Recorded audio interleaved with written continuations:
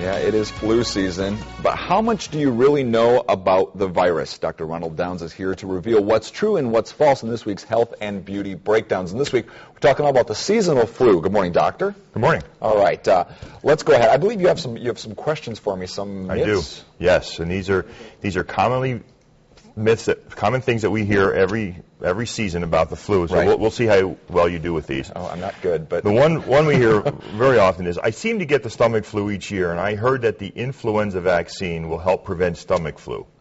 Isn't the actual vaccine, isn't it for respiratory? Exactly. Unlike most other common respiratory or gastric infections, which we commonly lump into that term, the flu, influenza virus is a lot more serious. It actually has complications that can lead to hospitalization or even death in the elderly. The common symptoms of this influenza virus are a high temperature. It can get up to 101 or 102 degrees Fahrenheit, and comes on actually very quickly. And it's usually accompanied by other symptoms such as sore throat, chills, cough, muscle aches, headache, those types of things. So when you start to think about the stomach flu, the vaccination will help prevent influenza virus, but not viral gastroenteritis, and that's really the correct term we should use instead of using terms like the stomach flu. Okay, and the regular flu can obviously lead to bronchitis or strep throat or that whole thing, they're all tied together? It can have complications that go on to bacterial type infections as well. All right. People shouldn't be immunized against influenza if they're sick. If they're currently sick? If they're currently sick, if your child has a cold or sneezing or running a small temperature at home, don't get them vaccinated. I'm leaning towards false.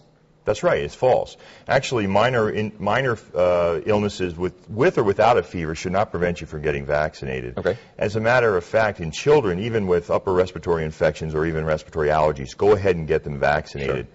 Now, there are chronic illnesses such as diabetes, asthma, and heart disease, and those people actually are even more susceptible to the flu, and they actually will suffer from its complications even more often, so they especially should be vaccinated every year. Absolutely. Now, if you have a severe allergy to eggs, or you've had a previous immunological reaction to the vaccine, you should not get vaccinated, and actually check with your health care provider to make sure what you should do about those things. Yeah, that's always safe to do. Number 3. It's not necessary to get immunized against the influenza every year because the protection lasts from previous vaccines. False. Right. You're doing very well this morning. Yeah, that's actually very false, and that's why we try to get people to get vaccinated every year. As a matter of fact, the types of illnesses or the viruses change from year to year in each community. So the vaccines that are manufactured each year actually are manufactured each year to hit those particular strains. Per strain. Yep. So it's very important to get vaccinated annually for those particular viruses. Real quick, we have time for one more question. One more. I missed the chance to get the influenza vaccine this fall, so now I have to wait.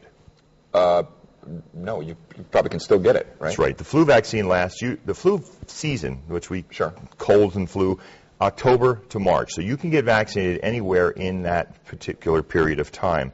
So those are the times where you'll want to start as early as October. Yeah. Now, interestingly enough, the influenza peaks about February or March. Wow. So very, very important. And cold air going outside in the wintertime does not increase your chances. Does not have anything to do with it. No, it doesn't. Does it weaken your immune system, though, to an extent? It really doesn't. Actually, the wintertime, the flu spreads more because we're inside more. We're around each other more often. So it has nothing to do medically with cold air or being outside. Wow. All right. Dr. Downs, thank you very much. And Dr. Downs will join us again next Friday with more myths, this time on the swine flu. In the meantime, if you have any ideas for future topics you'd like to see on Health and Beauty Breakdowns, email us 16morningnews@WNDU.com.